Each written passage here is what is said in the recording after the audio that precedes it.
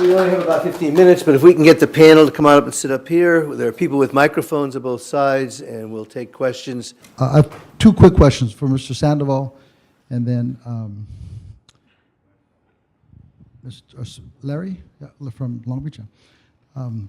Sandoval, the the National Labor Relations Board didn't address farm workers and home care workers. Is there any correlation to the poverty of blacks and Latinos? Because as you mentioned, most of the workers in agriculture were blacks and Latinos, but I would think the same in home care. And if you look at the lack of unionization, as we had the discussion last month about unionization being a factor of inequality, the gap. So I'd like you to address that question. The second, Larry, you talked about the resources.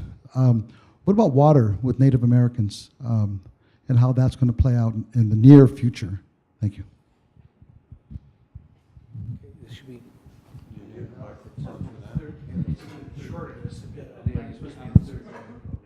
It's an easy answer, yes. When that legislation was passed during the New Deal, farm workers and domestic workers were left out of that law to protect your right to unionize for racial reasons. The Southern Democrats wouldn't vote for it. If most farm workers and domestic workers were African American at the time, it wouldn't vote for it with extending those rights. That's a very easy thing, sort of a understanding of that discriminatory part of the New Deal that has yet to be corrected here in the early 21st century, and that's an easy correct. It's more complicated than just extending those rights, but it would be a good move.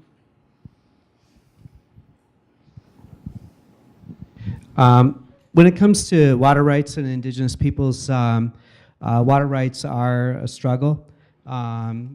There's two doctrines. There's the Winter's Doctrine, which applies to indigenous waters rights east of the Mississippi, and then there's the Use It or Lose It doctrine that applies to indigenous nations in the western part of the Mississippi, and then you have indigenous peoples' treaty rights.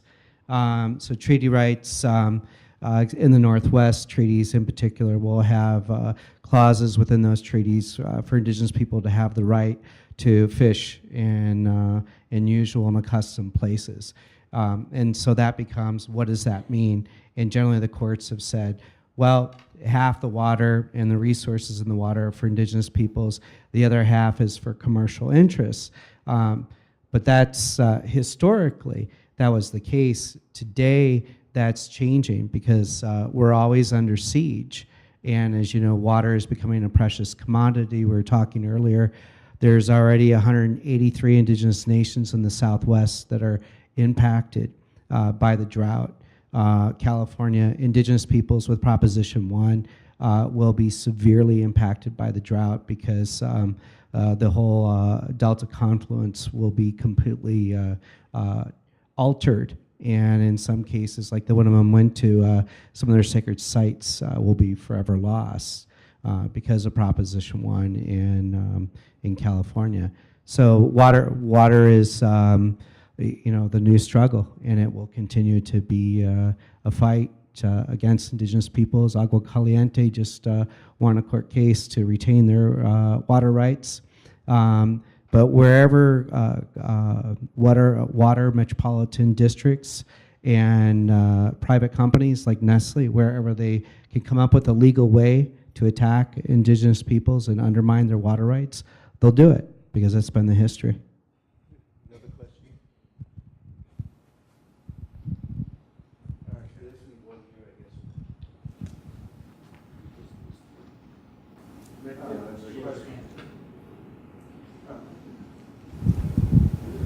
I guess. Hi, thank you. My name is Jess Kent, and this is really great food for thought for a PhD dissertation. Each one of you, I felt, really displayed a lot of information. For Michael, I'm kind of curious how you think that gender impacts the work that you were doing or speaking about in terms of the history and the current reality. In my field of philanthropy, it tends to be divided between men and women in terms of recipients for philanthropy. And I'm curious from more of the organizational side, if you think that that actually impacts your work today or your assumptions of history as you depicted it in your presentation. What aspects? In terms of your remedies that you recommended in terms of highlighting a woman in today's society and male lynchings in the previous, I just wasn't sure what the theme was throughout, and I was curious if maybe more gender complicated that in the presentation. Yeah, I'm not sure that it complicated it. You know, African American women have been the backbone of our society. You know, especially when you think about that so many of our African American men are in jail, right? So they are the fabric. They are the things, the glue that holds it together. So I'm not sure if this speaks to your question. Are you asking, you know, what is the role of the African American woman in African American society? Are you asking, you know, how are they part of the solution? What specifically are you asking? I'm just curious about their role.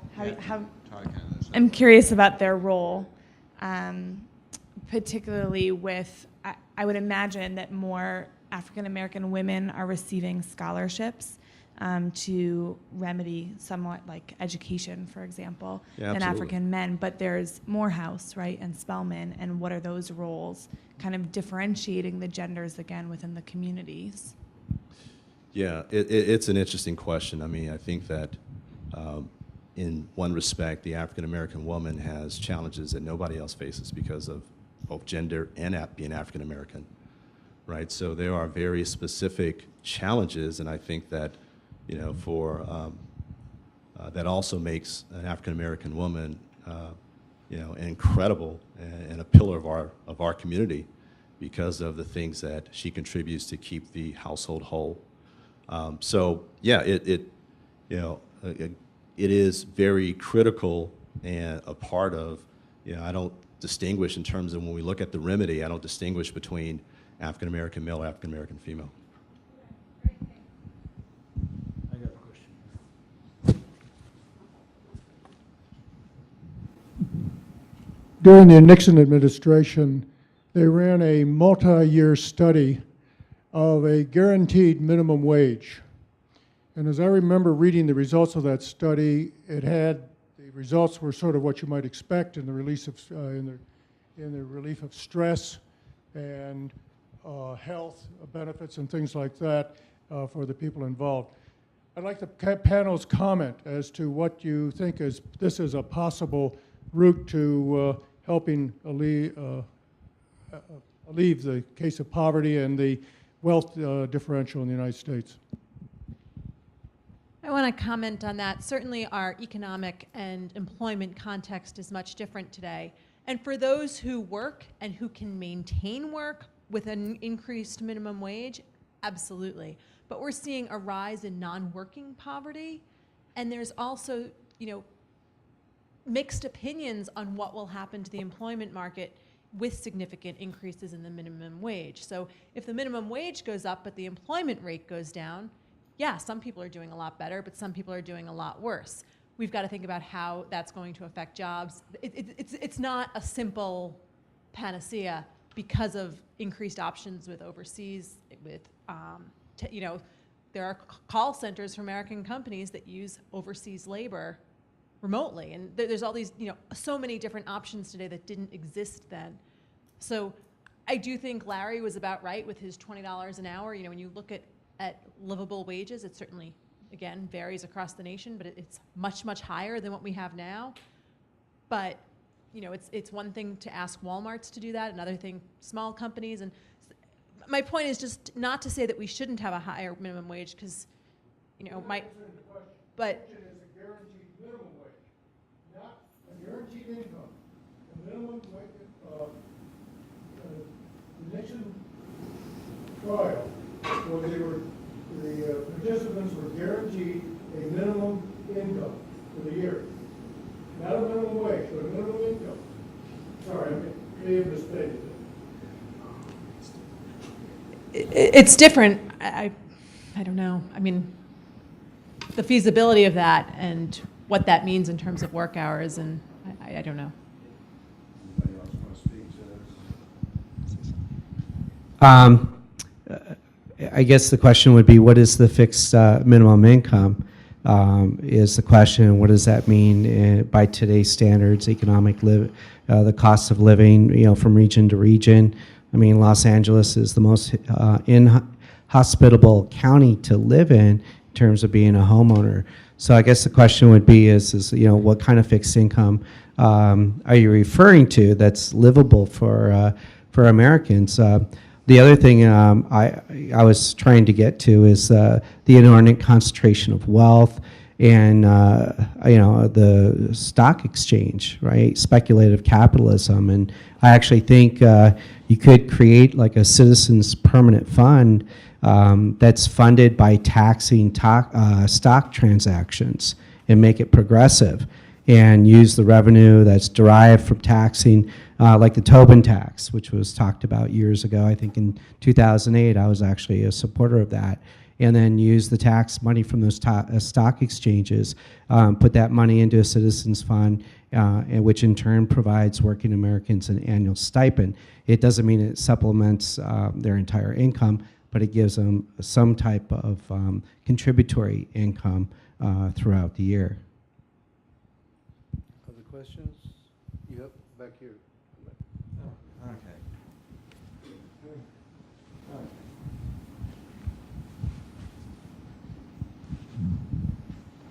Thanks, sir. Well, I wanted to thank the panelists for all coming out today because I've enjoyed this and learned a lot. But my question was for Professor Smith. And when you started talking about material capitalism, I'm in my first year of really studying economics, and I'm trying to understand what capitalism is in depth rather than how people have, at least in my first semester, been saying, well, capitalism is this and capitalism is this and it's wrong because of this, but I don't particularly understand what it is, and I'm trying to get an idea of what you're talking about when you say material capitalism, and if there are other kinds of capitalism. It's a good question. I guess what I would allude to in terms about as an economic system, capitalism in the United States is predicated on consumption, right? And that notion of the Wetiko-psychosis that I was talking about. And so in the United States, we are programmed, we are indoctrinated to consume, right? Instead of retrofitting what we already own, we're programmed to go out and buy something to replace it and get rid of the old. And so we are a wasteful society in every aspect of our lives. And we're programmed through advertising to go out and buy, to live the lifestyle that advertisers are projecting in the mass media landscape. So for me, capitalism is a threat to our existence. And I don't quote Ward Churchill very often, but one of the things he used to say is that, when we're gone, you're next. And so in this society where we've destroying the planet, right, and destroying indigenous people's existence, because we're already on the front lines of global warming. In fact, an indigenous nation up in Washington just voted yesterday to permanently relocate because of the ocean waters rising, right? And that's the first of about a half a dozen that I've heard within the last 12 months agreeing to relocate because of the destruction, right, that societies and countries are causing under the system of capitalism, of not just consumption sustainably, which is a problematic term in of itself, but it's the buzzword of the day, and the best way I've heard sustainability characterized is sustainability is a compromise between restoration, full restoration, and full destruction. And so we continue to keep consuming, and we consume way more than what we need to live as human beings with everything that the planet provides for us. So for me, capitalism is an economic system that's designed to destroy the land. You cannibalize the land, and you cannibalize everything that lives off the land, including us. And that's why we have to think about living differently. If we don't imagine and try to live in a different reality that any other generation has lived in since, this country started to emerge, it will implode, and it already is. It already is. We've lost this much biodiversity. People are poor in indigenous nations. You have unemployment anywhere from 80 to 90% in over 15 indigenous nations. Across the board, it's about 30%. In a lot of indigenous nations, it's more like 50 to 60% We're going to have in to, general. because we're going to have to get out of here. I want to see if we can squeeze in another question, one last question. Okay, let's take these last two then. How about both questions? Okay, let's do the last two then. Go ahead. Yeah, okay. I was listening to everyone focusing on the past. I can't, is it on? Okay. Let me just use my voice. I have a loud voice. Talk in here. Okay, I'll talk into here. Everyone, at least three of you, were primarily focusing on various injustices, all perfectly accurate, that had happened to the group that you're interested in. And what I was wondering was, there are obvious advantages in mobilizing people in pointing to past injustices. But do you ever worry about, by focusing so much on past injustices, that people start to look backwards rather than looking forwards, and it acts to inhibit them from doing the things that are necessary to go on and be successful? Anybody want to take a crack at that? No, I mean that's my first response. Also, there was just some aspects of it is time. I focus a little bit about the remedies, but there's so much content to try to focus in on 20 minutes that we couldn't really elaborate on the remedies as much as I would have liked to. But I do think that it is important to understand the journey and how we got here, and by understanding that, we can figure out what is the path forward.